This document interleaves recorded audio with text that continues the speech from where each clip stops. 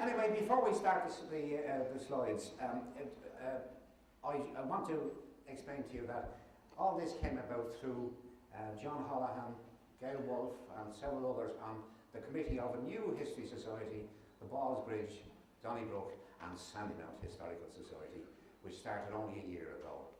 So I think we're starting at the top almost. But as a result of that, we put together the exhibition, as you'll see later on inside. And the story is of what we call today an expo. In those days they called it an international exhibition. And the expo was something similar to that they had in Seville a few years ago, or those of you who can remember in 1904 in St. Louis, the one that Judy Garland sang in, if you remember all those years ago.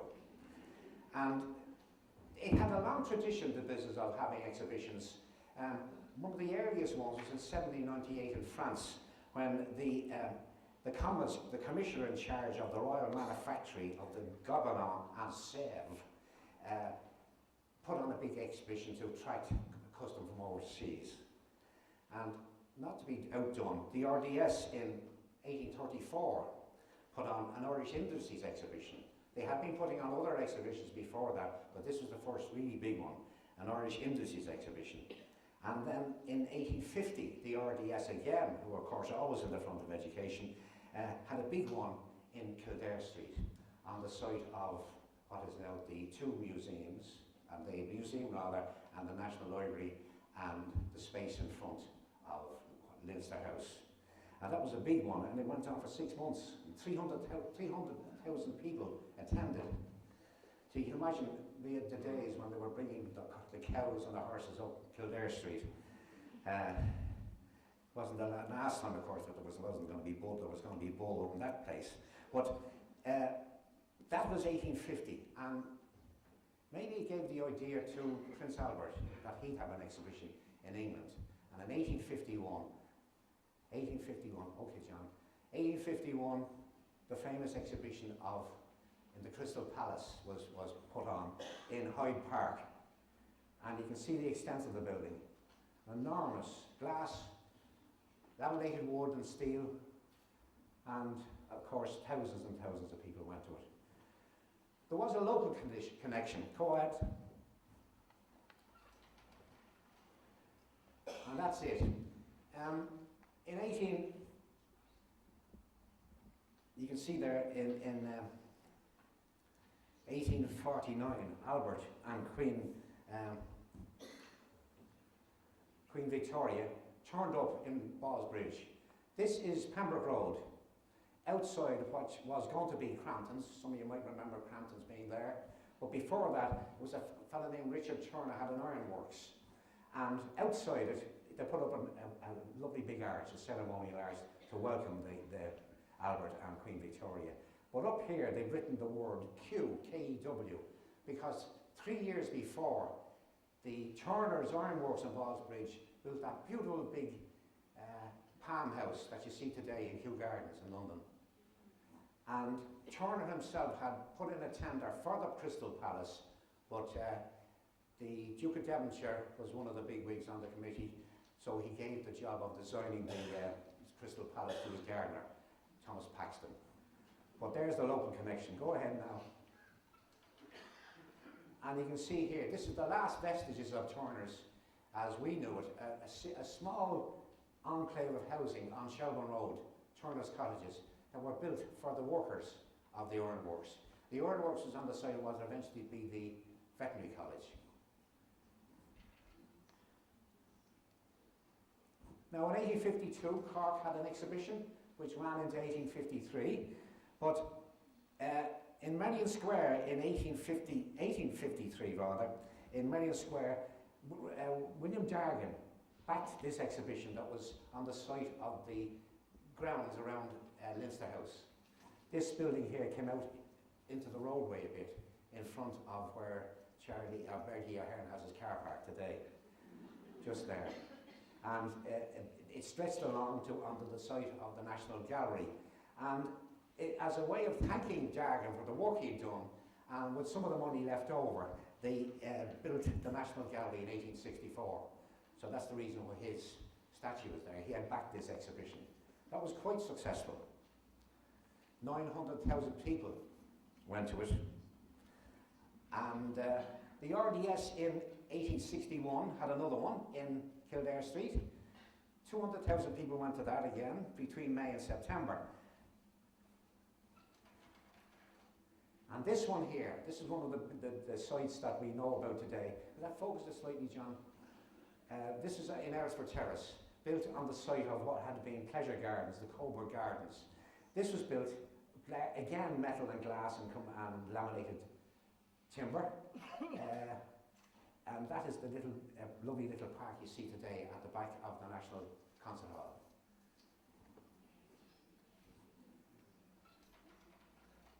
There's the inside of it. A few years later, in 1872, you can see it was quite early, plenty of galleries in it, plenty of awnings to keep the hot sun out. And that there is a stall run by Lawrence's of O'Connell Street, or Sackville Street as well as that. Now, that was quite a successful, go ahead now, John. And there's the front of it. That front was changed eventually in the late teens, early 20s, and that front was taken away. But you can see here 3 statues on top, just there. Next. And there's the 3 statues that once stood there. So you might remember them. They were on a little park on the site of Mason's in Dame Street, beside City Hall. They represent the characters of wood, metal and steel. You can see this lady here resting her hand on an anvil. But that's gone now off into the maw of the Office of Public Works. But when they were, an old lady told me she worked in Dublin Castle, and the statues had been stored there. And she says regularly she'd come out in the evening with one of the heads of these statues on top of the saddle. But they've now disappeared again. So I suppose you could say they're the original moving statues.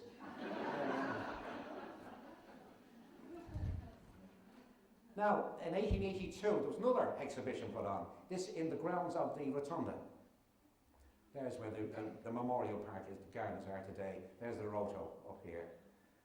It had a nave in length of, I think it was nearly 100 yards. That was in 1882. 250,000 people attended. It ran from August till January. I can't imagine it was very pleasant going in there in the winter time. Now, in 1902, Cork had an exhibition which ran into 1903, and that probably gave the idea to a man called William F. Dennehy, who was the editor of the Independent. And he put forward the idea of maybe we have an international exhibition. That's the back of the Roto after the exhibition was taken down. Again, John, they need keep an eye on the sharpening of it's a little bit out of focus. That's the back of it. At one stage when the Roto was built, they had it's said that they had a child's cradle on top of it. But there's no engravings to prove that. But Generally went on then to put forward the idea of having a big exhibition, and he had the backing, of course, of his boss, William Martin Murphy, and they called a big committee meeting, and the idea was put forward that we do this. collect the money, and then look for sites. They collected £150,000, I think it was, and then they looked at sites in the Liffey Valley and in Phoenix Park until there's the man who was put in charge of the whole business, the Marquis of Ormond, one of the butlers. Not Fred Butlers, the butlers of Kilkenny. And go ahead, I think Martin Murphy's next. Now he, of course, was a big man, a millionaire, 10 times over, I suppose. And he was put in charge of the Finance and General Purposes Committee. And having looked at all these sites, as I said, in Liffey Valley, up where the boathouses are, and the Phoenix Park, they decided on a site here in Ballsbridge. And there it is there. It was a lump of ground stretching from Moorhampton Road called the 40 acres, stretching right back to, there's where the American Embassy is today, there's the Dodder. It was a muddy Dodder, but I didn't have a coloured pen that day, I had to use this.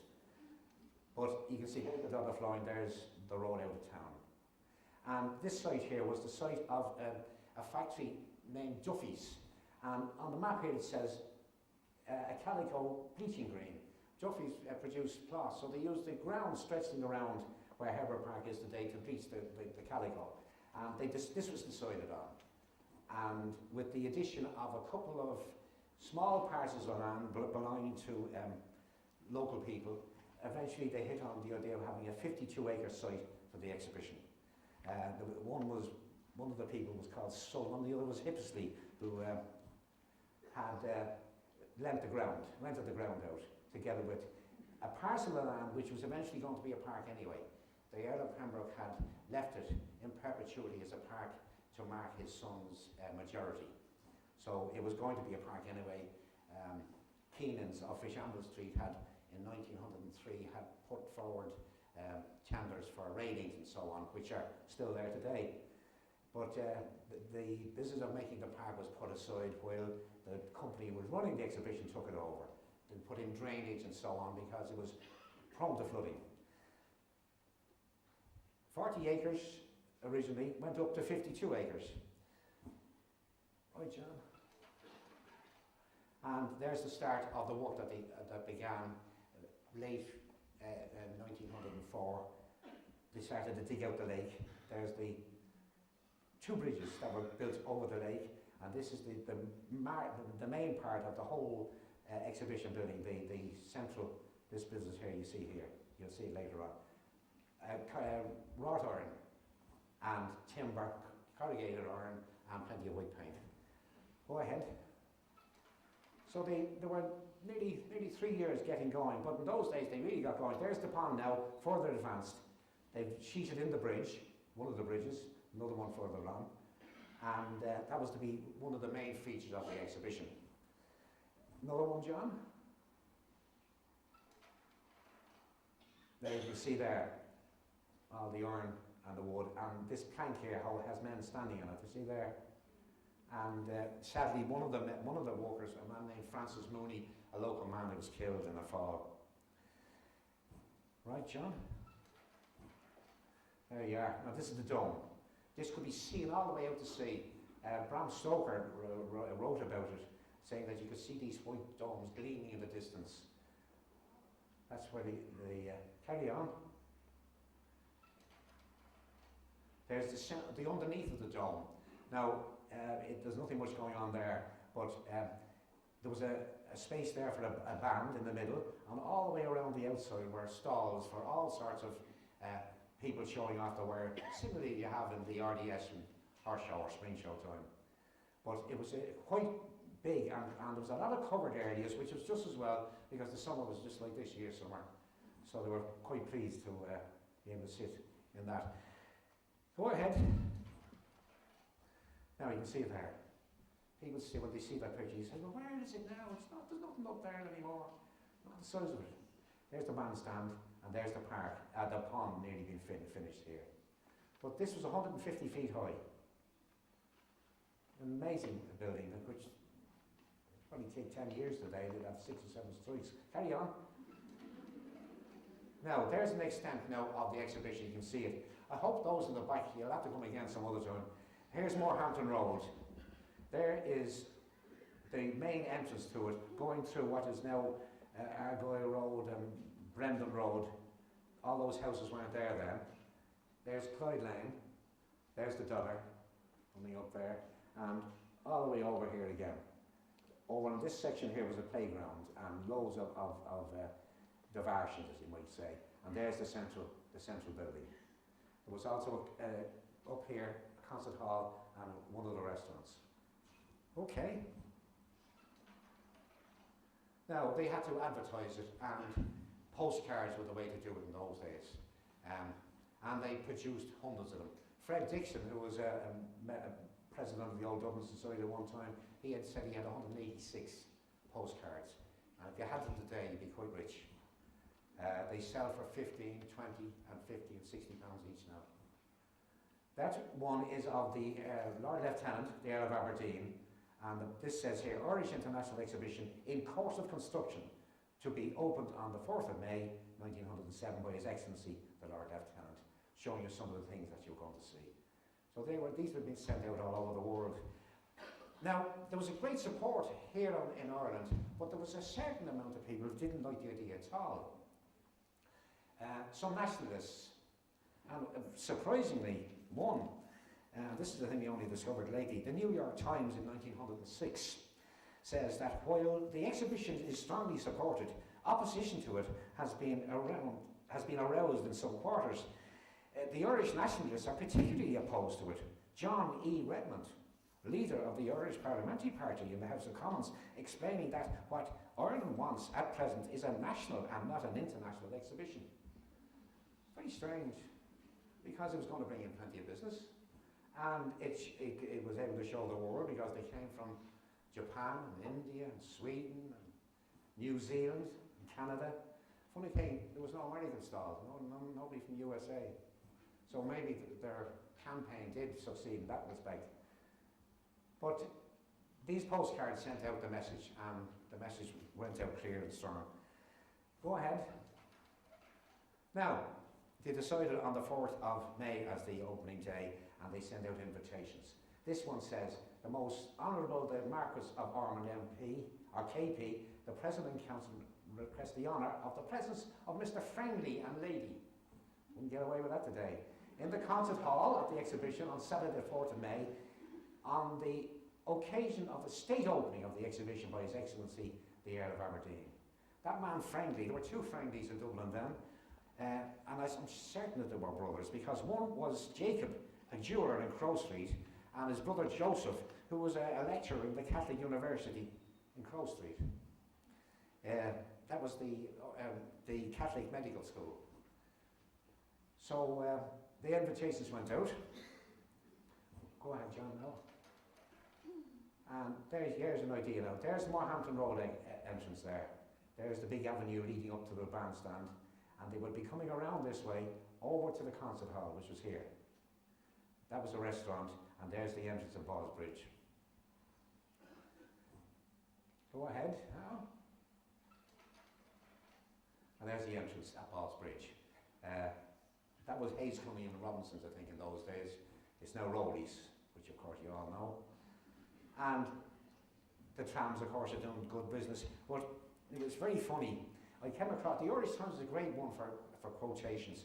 But there was one thing I came across. There was an Inspector DJ Dauncey of the Manchester City Police lifted 3 pickpockets before they got into the exhibition. He must have followed them all the way across.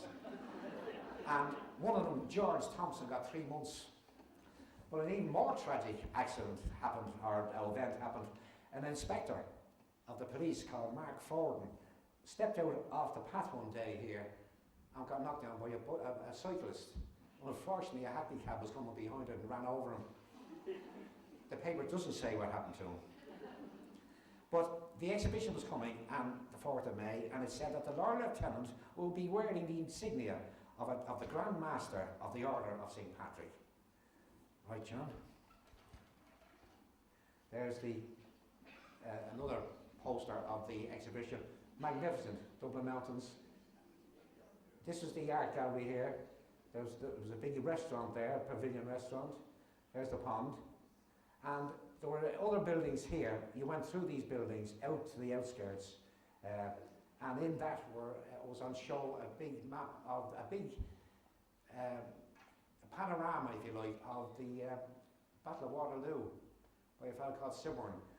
But I've never seen any pictures of the exhibition, taken at the exhibition of it. It's over in England now, but it had been built here and had been kept here for quite a long time afterwards.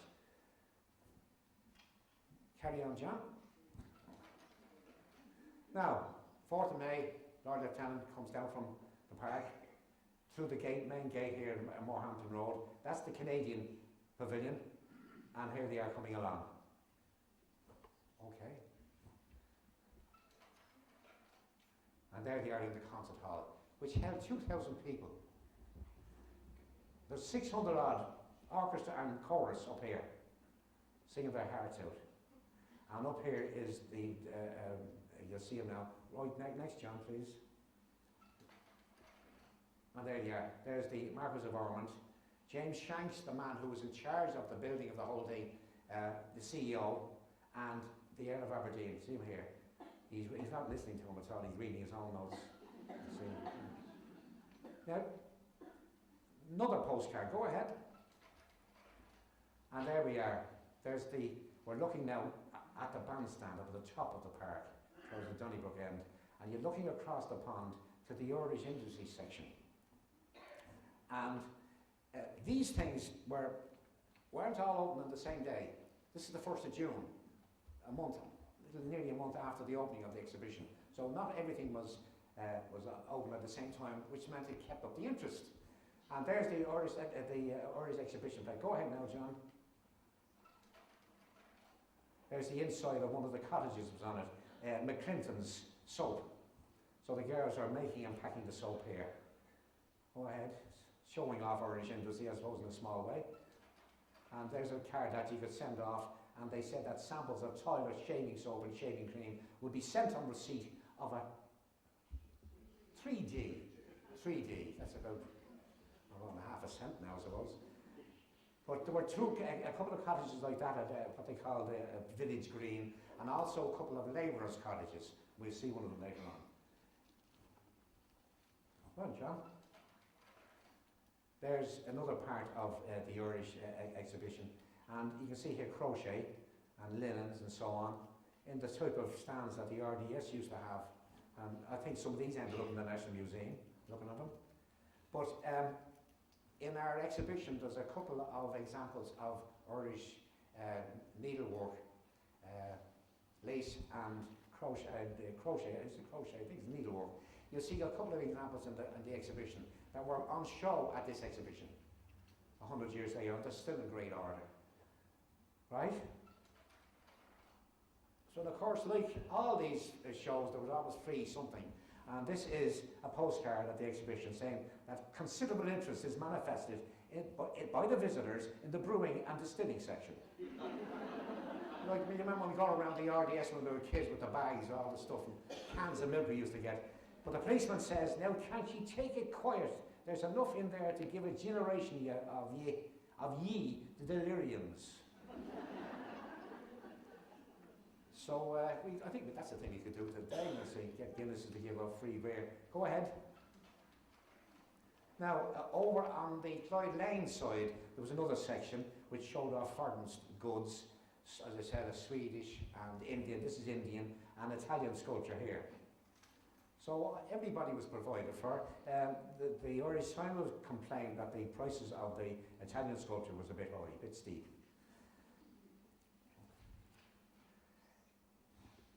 Now, we're looking back towards Ballsbridge, Donnybrook here. See, this is the bandstand. Incidentally, that bandstand eventually was sold to Bray County Council, and you can see it today on the prom, minus its clock. But it was a slack day at the show.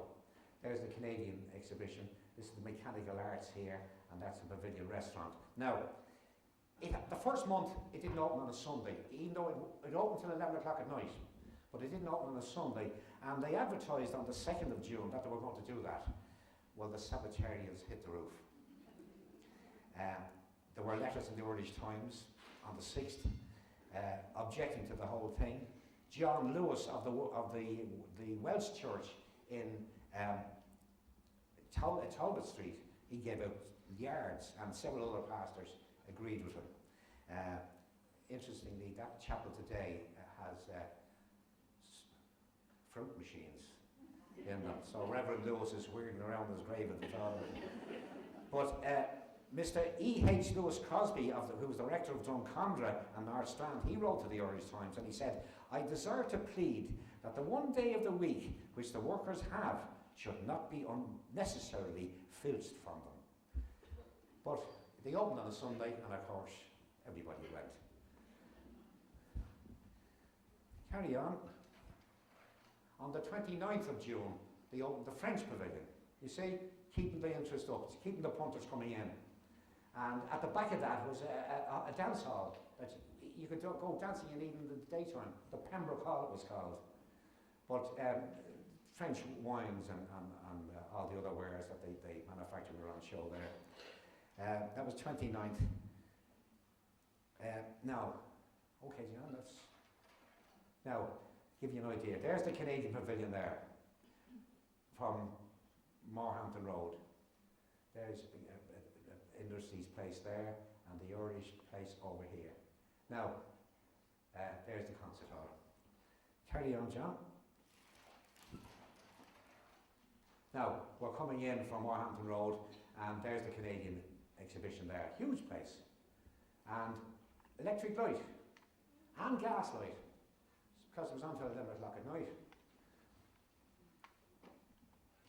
Okay, John.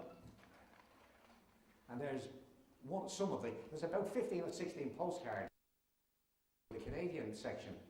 Lots and lots of stuff, and that's just one showing you a musk ox and a bison, a poor old wolf and little cubs slaughtered to keep us happy. Focusing around, John, it's going out of focus a bit. Go ahead. Next. This is an art gallery, a huge art gallery up at the top where the pergola is today. This man here was a fellow called Temple, who was in charge of putting all the exhibits on show, an Englishman, and it was quite a big thing. People think that the pergola was there at the exhibition. It wasn't. That was put on here somewhere. Go ahead. Now there's the inside of the exhibition, part of it, and all the pictures hung in the Victorian manner, piled on top of each other. So that some of those pictures are still, they collected them on loan from people all over the world. People went to America and Britain and so on, and they got an amazing amount. And there's a report that came out at the end enumerating all the people who lent art, various types of art. Go ahead. Now, there's, just in front of the art gallery, I think that's one of the nicest pictures of the whole art postcard there, showing the exhibition and the bandstand. Go ahead. Now, Fred Dixon pointed this out to me at the time when I was talking to him about years ago. Fred's long since dead. But a lot of these postcards were taken, you see, and then of course they would get together, the postcard manufacturer, and change them. Now there's that postcard. You can see, keep your eye on these three here. Now, next, John. And there's a nighttime scene. There's this, they haven't moved. But it meant that, and people collected postcards, you see. It was a big business even in those days. And you can see how they were. Now, it was said that there were 12,000 fairy lights around there on that. So you can imagine what it looked like from the city, people coming up Pembroke Road or further afield. Go ahead. Now, they had to keep the place lit and warmed. And these big boilers, Babcock and Wilcox was one of the people who supplied them, in the powerhouse. And there was also a gas production facility as well. So they had gas and electric light, and of course they had heat as well. So there was a huge undertaking. Go ahead, John. Now there's the Pavilion Restaurant, and we have some posts can be about fun postcards on show. You'll see them later on. And John was looking at one the other day, and it said from a fella called Alfie, who said he'd been to the Pavilion restaurant for a 6-course lunch. A 6-course lunch, he probably paid half a crown or something for it. But there were restaurants for vegetarians, there were tea rooms, there were cafes, there were ordinary restaurants as well. There was one beside the concert hall. So it was a big thing, right? There's the inside of the restaurant beside the concert hall. So everybody was there. See waiters, look, you see them in good gear. So everybody's been looked after. And it's funny, you know, that I was able to talk to people who had been at this and the memories they had, but not one of them mentioned what they could eat. It was the other things we'll look at later on. Carry on. Now, there were concerts in at concert hall, which was in line with the restaurant. This is a concert given by the Fagaballas, the 87th Royal Irish Fusiliers. And we'll hear more about them. Go ahead. Now, there was the concert hall there, and there was the restaurant I was talking about. And this is just, you can, when I'm yapping, John, when I'm finished with this, you can go ahead and change the carousel. But this, you can look at this card just for a moment. Here are the ladies walking around quite serenely with their umbrellas up, or their parasols. And there's a force 9 gale blowing over their heads, look. You see all sort of funny things like that. Artistic license being taken with the postcards. But that was the centre of it. Now, 2000 Hall was a big thing. Okay, John, you can change that. And while John is doing go ahead, you can change it now, John. You have it there, haven't you? Oh, it is, yeah. Oh, heavens, yeah. Do you want a hand? Excuse me.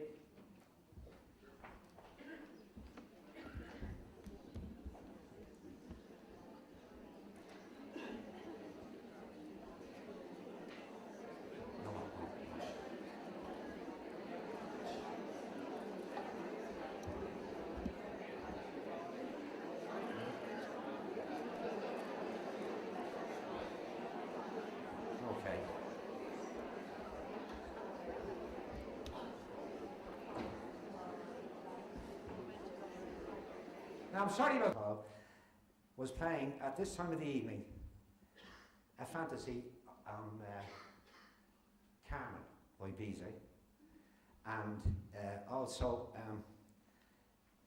the other stuff that he was playing wasn't. It's all sorts of strange composers. But the Fagaballas had Verdi, Hernani. They had Cavalleria Rusticana, fantasy on that. They'd all be playing around this time now, exactly 100 years ago. And Gondoliers was played, a selection from the Gondoliers, and the Fagaballas finished off with the God Save the King. But the next thing was to happen was that to keep the interest up, the King and Queen were coming on the 10th of July, 1907. Big day. And this is an invitation, a choir and orchestra. It's funny the things that last. Fred Dixon had a collection of this sort of stuff. A choir and orchestral pass signed by James Shanks, the CEO. Okay. And on the allotted day, along comes coming in. He came in on his boat into Dunleary, then out to have a freshen up out in the park, and then they came in by Morehampton. And there's Edward VII and Queen Alexander and Lady Aberdeen and Lord Aberdeen. See the little man behind them. And she was a huge woman. And she reminded me of remember at the Queen's coronation when Queen Saloti drove down the Mall? Do you remember that? And the little man sitting beside her. And Noel Coward, somebody said to Noel Coward, who's the little man beside her? And Noel Coward, he wouldn't get away with it today. He says, that's her dinner. And Lord Aberdeen looked exactly like that. He was a tiny man. And she was she got everything, she could get things done. I've got to hand it to her. Go ahead. And there they are coming around, going over to the concert hall. Carry on. For the speeches of welcome and all the rest. And there they're coming out. There's the Earl of Ormond. There's James Shanks, the CEO. There's William Murphy. There's the Edward doffing his hat. And Alexander just behind. But you can see Lady Aberdeen. Look at the size of her. She's 6'2" and she's a 2-foot hat on. Look, see that? See her there. And there's Aberdeen there. See him? This little man. So pictures like this sometimes will tell you a lot. Anyway, carry on. Now, that was the 10th. On the 6th of July, Sir Arthur Vickers was told to go to the safe in Dublin Castle and get the regalia of St. Patrick out. And of course, when he got to the safe, the jewels was gone.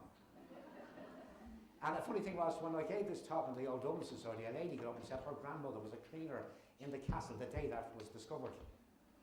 And of course, there was jokes about how well our granny looked the following week.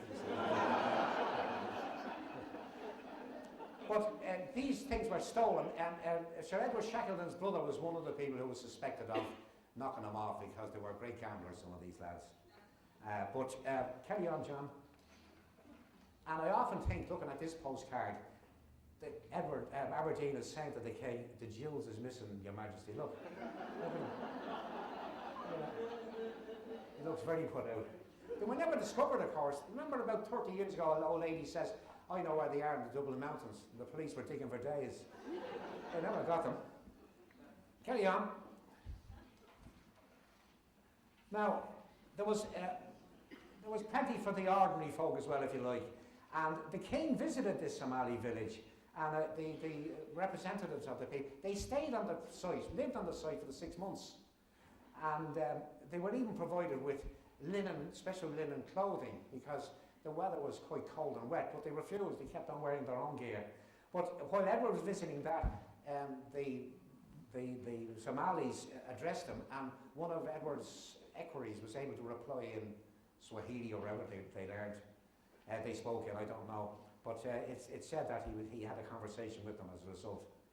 But this was part of the funfair side, which was held over where the football pitches are in Harbour Park today. Go ahead. There's the Somali potter and some of his children here. See them here. And the Irish Times, can't beat the Irish Times. The Irish Times said, the good humour of the swarthy villagers put the more timid of the visitors at their ease. And it went on to say that the Somali potter was of a cheery temperament and lightened his toil with the wild songs of his native land. But go ahead again now, John. There's one of the 2D to get on that. There's Anglesey Road over there. See. Go ahead, looking across Marion cricket pitch. And there's something, you can't see it at the bottom, unfortunately, but it says that you don't want to go on that, missus, you get stuck.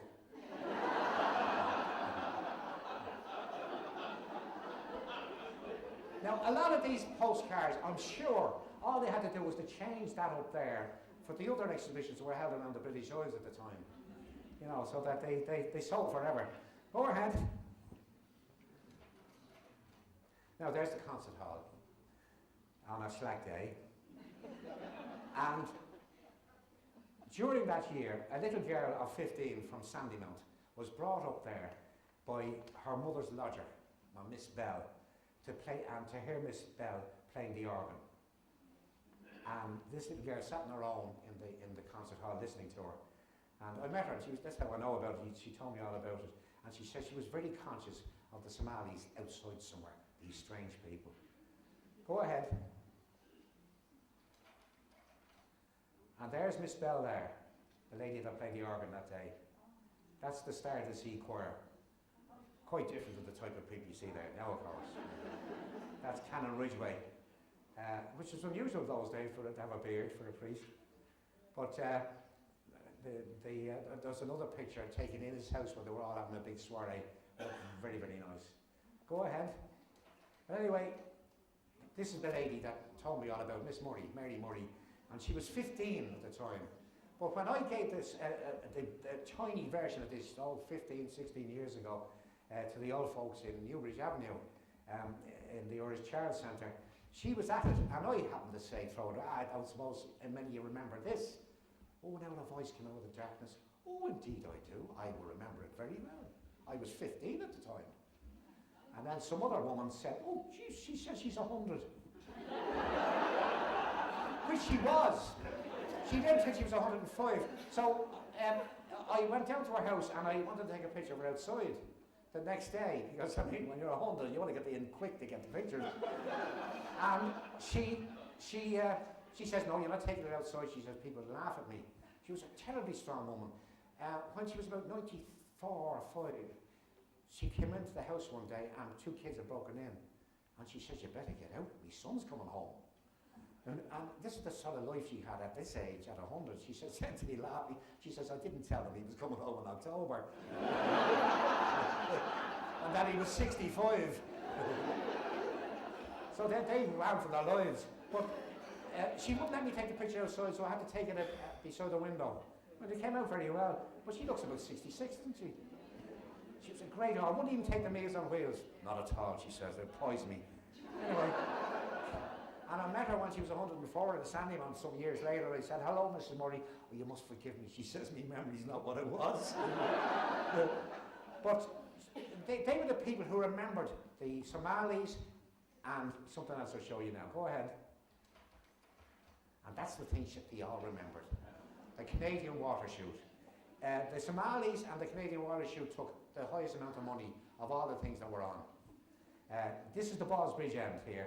And you went up this structure here, climbed out onto one of these boats that are being wrecked up there, and you sat into it and went sliding down it, shot across the pond, under 2 bridges and landed in Donnybrook. Now carry on. Right, John? And there's one of the boats. And it's a funny thing how people's memory plays them tricks. John gave me a book lately written by a fellow who had been at it, but he said the steersman was in the front. But you can see the steersman behind. See that? But you can imagine this little girl here in a sailor suit might have been Mary Murray. See her there? Those at the back, I'll have to take me word for it. She's a good-looking girl. All right, go ahead.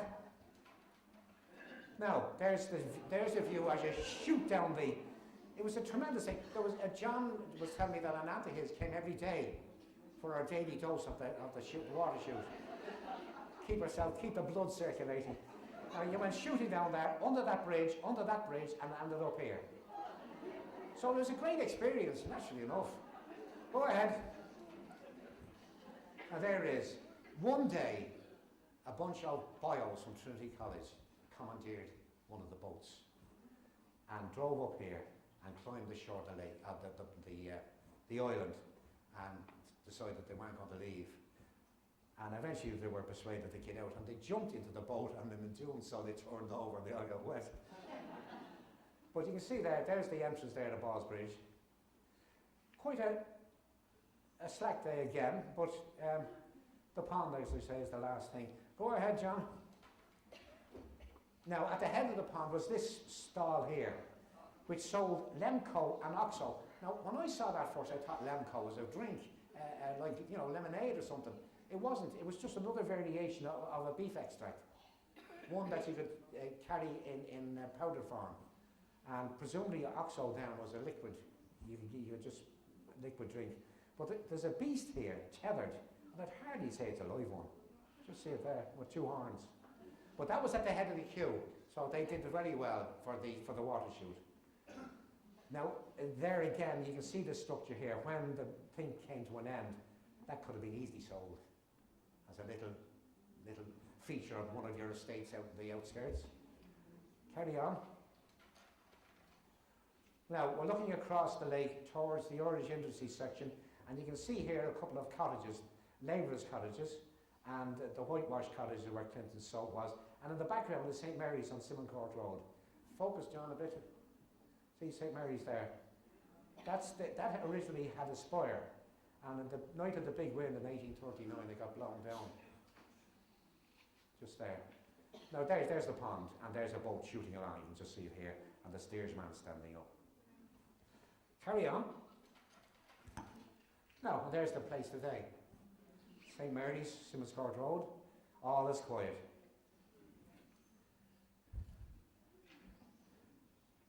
All right, can, John? Now there's a map. Now this shows you where all the funfair stuff was. See over here where the football pitches are today. There's the Irish section there. There's the pond. And over here is where all the rowdyism went on. Carry on. And there it is. Again, focus, John. There's the Helter Skelter, the Indian Theatre, a switchback railway. There was another place that you went in, it was a hall with distorting mirrors, and there was another section which had a trip through the rivers of Ireland. You went along in a boat and there were scenes all the way around it, inside. So we kept busy. Carry on. There was the Indian Theatre, where they did all sorts of trickery. Carry on. There's another one there. There you see a fella having a sword shoved through his head. See that? So there was that sort of thing. And to go into that, you paid sixpence. The water chute was sixpence. The switchback radio was threepence. Helter Skelter tuppence, of course. Rivers of Ireland, sixpence. The Somali, sixpence. The concert hall, sixpence. And you could go to a king called Ants and Bees for tuppence. I can't imagine that lifted those people's spirits a bit. It didn't make much money. Carry on. So there's now one of the postcards, and you can see here, in the full swing of the exhibition, and they're carrying on in an inappropriate manner, of course. And the funny thing was, in one of the concert halls, of the small halls, Miss Edith Etherly sang a song, "I don't seem to want you when you're near me." She's not objecting there. Anyway, carry on. And there's one of the things that Danny Parkinson let me copy of a little thing you hung around your neck at the time. There's lots of these things. Just see some of this stuff, these gewgaws in the exhibition. Go ahead. There's a thing that was bought, I'm sure, as a souvenir, Dublin coat of arms on it. Right, John? And there's the bowl, which has impressed in it the outline of the exhibition. Irish Dublin Exhibition 1907. You can buy these things still, if you know where to look. Go ahead. And there's a thing that my father-in-law had, and he had a couple of these hanging on the wall at home. And when he popped his clothes, I got my hands on them. You'll see them in the cases in the exhibition. And this was made in Austria, would you believe? Plaster plate. So everybody was on the make. Go ahead. There's a silk woven, some of these were done on the site. This is a silk woven postcard which tells you all the things that was in it, like the area of the exhibition, 52 acres, and all the things that it was offering, Somali village, etc. Now that 15, 20 years ago, that was offered for 25 quid. I wouldn't know. What would they sell now for, Tony? 75. There you are. So if you had any of those in the drawer at home, hold on to them. It's better than government stock. Look at that. Carry on. Now, after all the jollification in the football pitches, there was a more serious side. And this was borne out by the attitude of Lady Aberdeen towards public health. This was a thing called the Baby Incubator Institute. And inside it, it had living babies, it said, showing off incubators. Go ahead. And you can see the incubators here with an attendant standing beside them. But then what it doesn't say is what happened to the babies at night. The story isn't answered, but there was a postcard even of what they were trying to show. But Lady Aberdeen had a great thing about public health, had been founder of the Women's National Health Association. They brought a magazine called, at those days, called Schleinte. And she was very, very much in favour of clean milk, food additives and supplements and so on for the poor. and founded baby clubs and so on around the city to help people look after their children. Go ahead now, John. Oh, there's another serious side to the thing, was this labourer's cottage, which was sold for £135. John discovered this out, where, John? In Foxrock, with a few extensions built onto it, which I'm sure now makes it worth maybe £1 million. But they were a typical labourer's cottage. You know, probably 2 rooms maybe, but snug and comfortable. And you still see them out in some of the outskirts, Tala direction, places like that. That was a competition that was held, and this is the prize-winning cottage. Go ahead.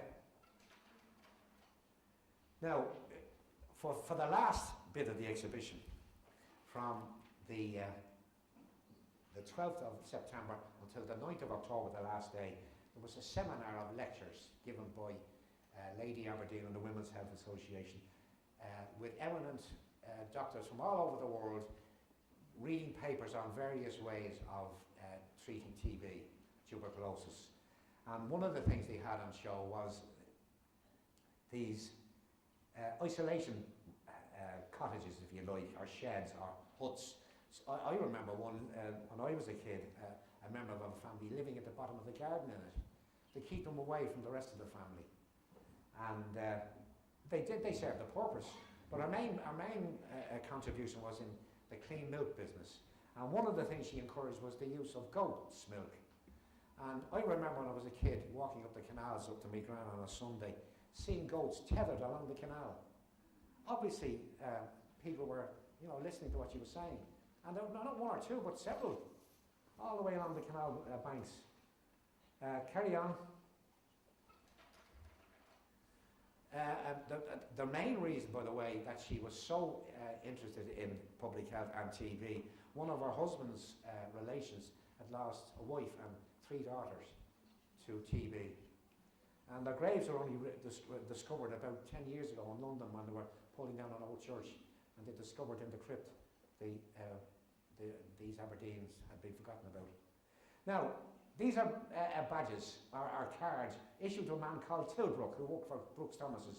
This on the 8th of April to the 13th, and this one from November the 2nd to the 9th, the last day of the exhibition. This man worked on, obviously, on the Brooks Thomas stalls here, and these cards still survived. Fred Dixon had them. So the exhibition was being wound up. Carry on. There's the last tram from the exhibition. William Martin Murphy rubbing his hands, of course. Plenty of money being made. Go ahead. Now, this is a comparison of attendances at big exhibitions in Ireland from 1850. You see here, 300,000 in 1850, 53, what's that? Aylesford Terrace, 700,000. Aylesford Terrace, 400,000, not as many. 3 acres of the Rotunda Gardens, only $250,000. But the Irish International Exhibition of Herbert Park 100 years ago had 2,751,113. Nearly 3 million people. Half the country must have been empty at times. They brought down train loads from the north even. The whole factories would close and come down for the day. So it didn't make, when they dismantled the thing and sold everything off and they added all the monies up, they were still short of about 100,000 quid. But the business that it brought in, all the people who contributed said that it was worthwhile. The sad thing is that it's always been forgotten about.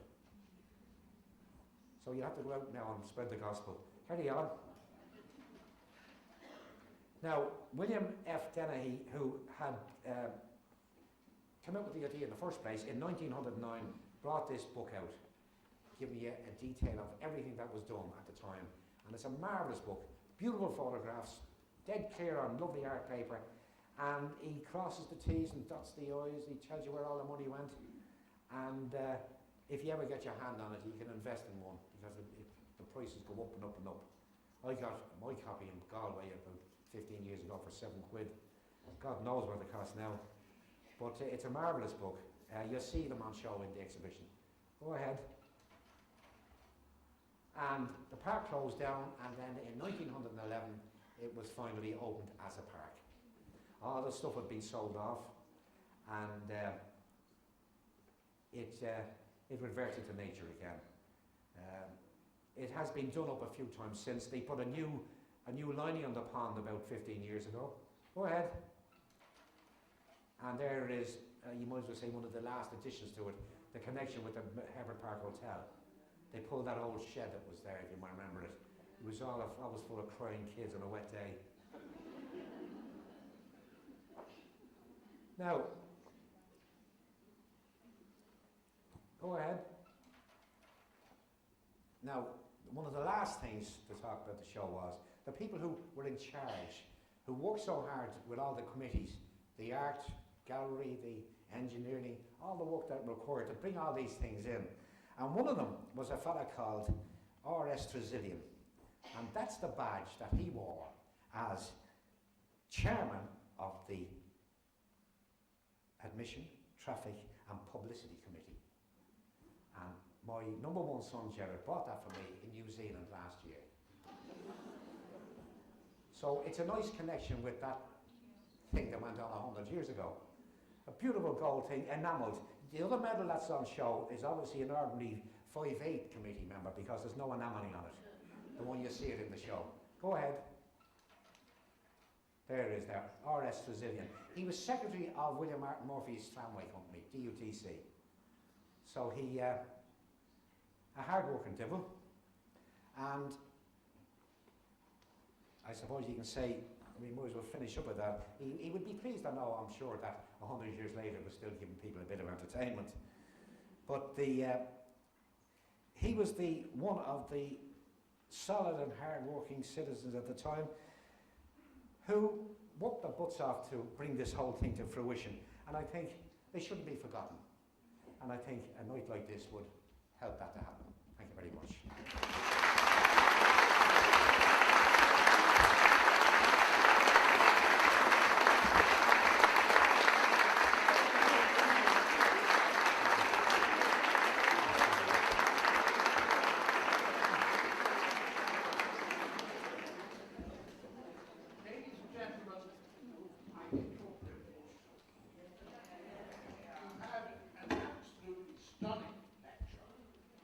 Siggins, who has a remarkable turn of phrase, a useful sense of humour, an enormous knowledge of the great exhibition of 1907, and the nose of either a Rottweiler or a fine couple of hounds to sniff out exciting pieces of archaeology and history and local history, which have, but for the efforts of himself and his friends, and in particular we have to mention the Ballsbridge, Donnybrook and Sandymount Historical Society, who have worked extraordinarily hard to bring about not only this lecture, which is all the work of Brian, but also the exhibition which you're going to see shortly, and who have put in a great deal of work, particularly John Houlihan, to make sure that this evening would take place and that as many as possible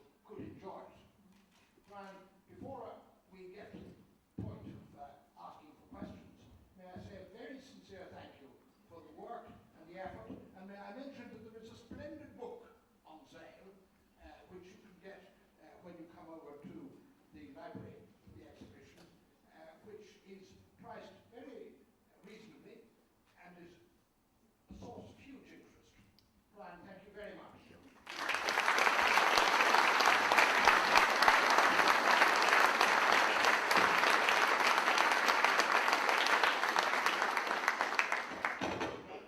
Do we have any questions? We don't have a great deal of time for questions, but we can certainly take 4 or 5. Remember the rules, raise your hand and wait for a microphone. And give your name, please. Thank you. My name is Tom Braid, and I have 2 questions, please.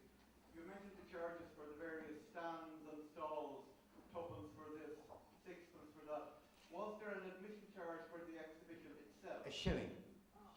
And But there were lesser prices for kids and so on.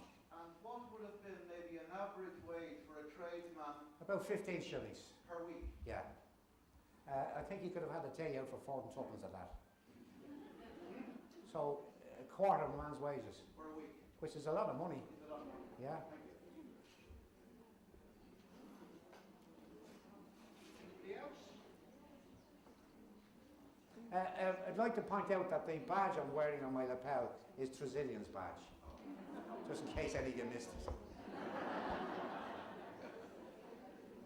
In case anyone doesn't know, the William Martin Murphy, who has been spoken of as one of the major organisers, was the proprietor of the Freeman's Journal, the Irish Independent, and the Dublin United Tramway Company, and a major player in pre-First World War Ireland, hugely wealthy, very successful, was also heavily involved in the 1913 lockout, for which the trade union movement remember him not kindly but regularly and vociferously.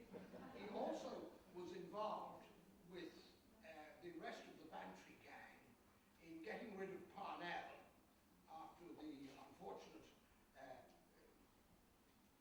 Kitty O'Shea, who was really Kitty Wood, who was a niece of the Chancellor of the Exchequer, not the Lord Chancellor, and a very wealthy woman in her own right, who was married to another Irish MP, Captain O'Shea, who was a bit of an ne'er-do-well.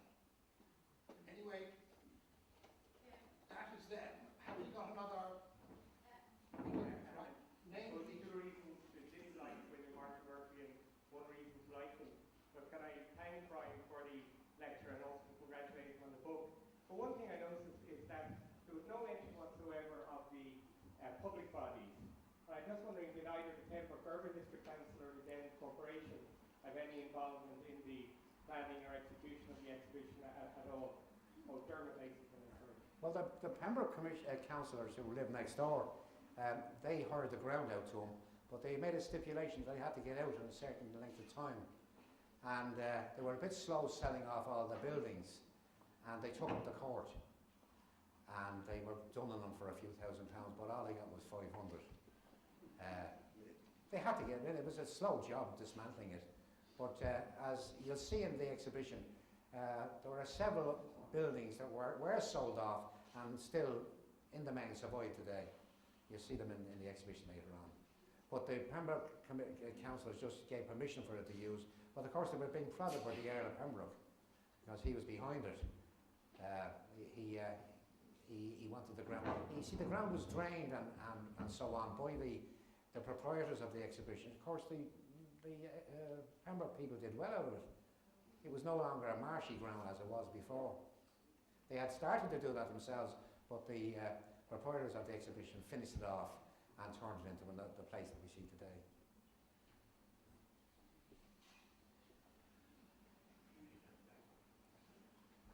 Just while the microphone is coming,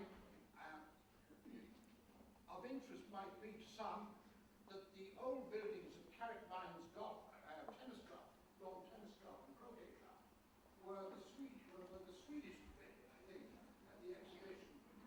They lasted for another 75 years. They haven't been replaced in the last 20.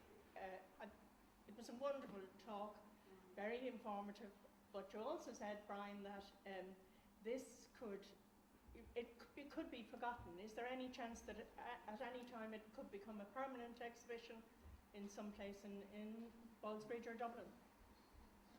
Well, that's a matter for the RDS, but they do intend to send this exhibition after about 6 weeks on its travels around the country to other parts. I think starting off at Pearse Street Library. It'll be on show there for a while, just before Christmas. Right, I think this will be our last question, and then we'll ask you to assemble over the other side and have a look at the exhibition. Thank you very much.